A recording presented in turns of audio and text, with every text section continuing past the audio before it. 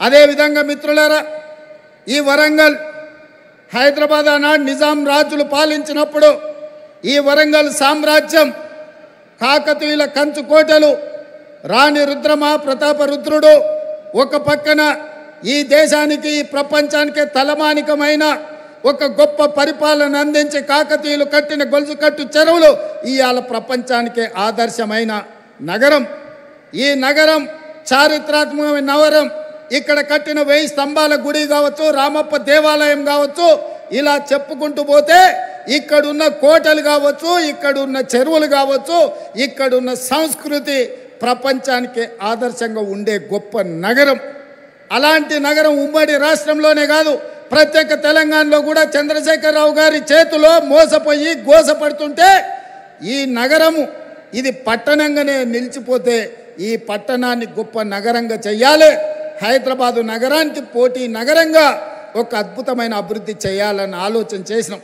పదే పదే మీ ఎమ్మెల్యేలు అటు పెద్దలు కడియం శ్రీహరి గారు, నాయన రాజేందర్ రెడ్డి గారు, అదేవిధంగా కొండా సురేఖమ్మ గారు, ఈ ప్రాంతంలో ఉండే ఎమ్మెల్యేలందరూ అన్నా నువ్వేం చేసైనా వరంగల్ పట్టణాన్ని నగరంగా మార్చాలి, ఎయిర్పోర్టు రావాలి, పరిశ్రమలు రావాలి, మా పిల్లలకు ఉద్యోగాలు ఇవ్వాలి, కాకతీయ యూనివర్సిటీ ఉన్న ఓరుగల్లును అభివృద్ధి పదం వైపు మీరు నడిపించాలి అని వాళ్ళు నన్ను నిద్ర పోనీయకుండా, తిండి తిననీయకుండా నన్ను ముప్పు తిప్పలు పెట్టిరు.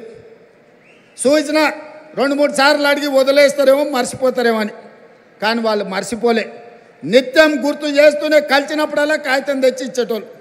ఇక ఈ సమస్యకు పరిష్కారం ఈ పనులు చేయాల్సిందే అని నిర్ణయించి మీ ఇన్ఛార్జ్ మినిస్టర్ పొంగులేటి శ్రీనివాసరెడ్డి గారు చెప్పిన మీరు పోయి వరంగల్లో ఉండండి, మాస్టర్ ప్లాన్ను మీరు మొత్తం అనుమతించండి, ఔటర్ రింగ్ రోడ్డును ఏర్పాటు చేయడానికి అంచనాలు వేయండి, ఎయిర్పోర్టు కోసం భూములు సేకరించండి, వరంగల్లో అండర్ గ్రౌండ్ డ్రైనేజ్ను పూర్తి చేయండి. ఎన్ని పనులు చేయాలనో ఈ వరంగల్ పట్టణాన్ని నగరంగా మార్చాలి, హైదరాబాద్తో పోటీ పడాలి, ప్రపంచం దృష్టిలో ఇదొక చారిత్రాత్మకమైన నగరంగా తీర్చిదిద్దాలి అని పొంగులేటి శ్రీనివాసరెడ్డి గారికి ఆదేశాలు ఇస్తే వారు నిద్రపోకుండా రోజుల కొద్ది ఇక్కడ కూర్చొని అధికారులతోని సమీక్షలు చేసి ఇందులో విధానపరమైన నిర్ణయాలు మాత్రమే నేను మా మిత్రుడు బట్టి విక్రమార్క గారు తీసుకున్నాం. కానీ దీని అభివృద్ధి పదం వైపు నడిపించడానికి అవసరమైన సమీక్షలు మీ ఎమ్మెల్యేలు, మీ మంత్రుల నేతృత్వంతో ఇన్ఛార్జ్ మినిస్టర్ పొంగులేటి శ్రీనివాసరెడ్డి గారు పూర్తి స్థాయిలో బాధ్యత తీసుకున్నారు. మా వరంగల్ మిత్రులందరినీ కూడా నేను అడుగుతున్నా, మీరు పెద్ద ఎత్తున చప్పట్లు కొట్టి అభినందించండి. ఎందుకంటే మీకోసం ఖమ్మం జిల్లా మీద కూడా దృష్టి పెట్టకుండా వరంగల్ జిల్లా మీద దృష్టి పెట్టి వరంగల్లో పనులు చెయ్యాలి అని కడియం శ్రీహరి గారు కలిసినప్పుడు వారు మాకు ముందు నుంచి చాలా సన్నిహితులు, మీకు తెలుసు. వారి పట్ల నాకున్న గౌరవం కూడా మీకు తెలుసు. వారు నాకు గుర్తు చేసి ఇవన్నీ చేయడం ద్వారా శాశ్వతంగా ప్రజల గుండెల్లో మనం నిలిచిపోతాం. మీ బాధ్యత, నీకు చిన్న వయసులో గొప్ప అవకాశం వచ్చింది, ఆనాడు మాకు అవకాశం వచ్చినా మేము చేయలేకపోయినాం, ఈనాడు మీరు చెయ్యి, మేము అండగా నిలబడతామని కడియం శ్రీహరి గారు నాతో 10 సార్లు మాట్లాడి ఇవాళ 5,500 కోట్లు, దాదాపుగా 6,000 కోట్ల రూపాయలు ఈ వరంగల్ నగరానికి ఇవాళ రాష్ట్ర ప్రభుత్వం మంజూరు చేసిందంటే వాళ్ళందరూ తీవ్రమైన కృషి వల్ల ఈరోజు మీకు దాదాపుగా 6,000 కోట్ల రూపాయలు వచ్చినాయి. అందుకే మిత్రులారా, ఈ వరంగల్ జిల్లా ప్రజలకు, ఈ ఉత్తర తెలంగాణ ప్రజలకు నేను ఒక్క మాట చెప్పదలుచుకున్నా.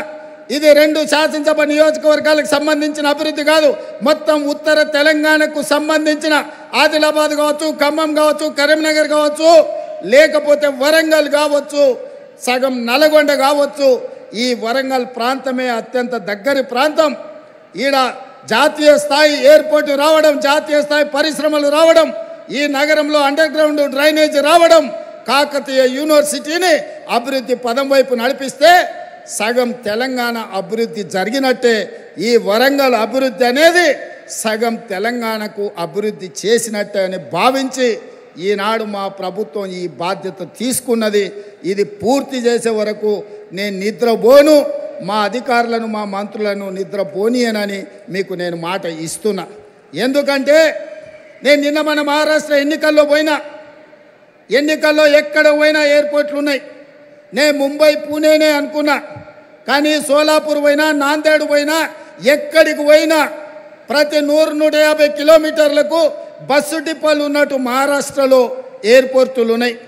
మన పక్కన ఉన్న ఆంధ్రప్రదేశ్లో విజయవాడలో ఉంది, అదేవిధంగా తిరుపతిలో ఉంది, కర్నూలులో ఉంది, కడపలో ఉంది, అదేవిధంగా విశాఖపట్నంలో ఉంది, రాజమండ్రిలో ఉంది. ఆంధ్రప్రదేశ్లో కూడా ఎన్నో ఎయిర్పోర్టులు ఉన్నాయి.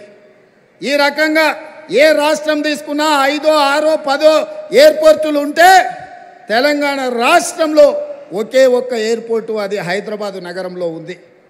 అందుకే నేను అడుగుతున్నా, ఈ వేదిక మీద నుంచి కేంద్ర ప్రభుత్వాన్ని ఇక్కడికి వచ్చిన మా తెలంగాణ ప్రజల్ని, మనకెందుకు ఉండకూడదు? హైదరాబాదే కాదు, వరంగల్లో, కొత్తగూడెంలో, అదేవిధంగా రామగుండంలో, ఆదిలాబాద్లో మనం కూడా 4 ఎయిర్పోర్ట్లు కట్టుకొని ప్రపంచంతో పోటీ పడి పెట్టుబడులు తెచ్చి పరిశ్రమలను ముందుకు తీసుకెళ్ళి ఈ తెలంగాణను అభివృద్ధి పదం వైపు నడిపించే బాధ్యత ఇందిరమ్మ రాజ్యంలో ప్రజా ప్రభుత్వం తీసుకుంటుందని చెప్పి నేను ఈ సందర్భంగా చెప్పదలుచుకున్నా. ఎవరైనా ఈ అభివృద్ధిలో కాళ్ళలో కట్టెబెట్టాలి, మేము చేయలేదు కాబట్టి వీళ్ళు కూడా చెయ్యొద్దు అని కుతంత్రాలు చేస్తే వాళ్ళు ఊచలు లెక్క పెట్టాల్సి వస్తుందని చెప్పి నేను ఈ వేదిక మీద నుంచి స్పష్టంగా చెప్పదలుచుకున్నాను. మీరు కుట్రలు చేయొచ్చు, మీరు కుతంత్రాలు చేయొచ్చు, అక్రమంగా సంపాదించిన సంపద పెట్టి కిరాయి మనుషులను తేవచ్చు. ఏమి చేసినా ఓ రోజు వెనుకో ఓ రోజు ముందో మీరు పన్నుతున్న కుట్రల్ని గుర్తిస్తాం, అందరిని బొక్కలో పెడతాం, ఊచలు లెక్క పెట్టిస్తాం అని చెప్పి నేను ఈ వేదిక మీద నుంచి స్పష్టంగా చెప్పదలుచుకున్నా. ఇవాళ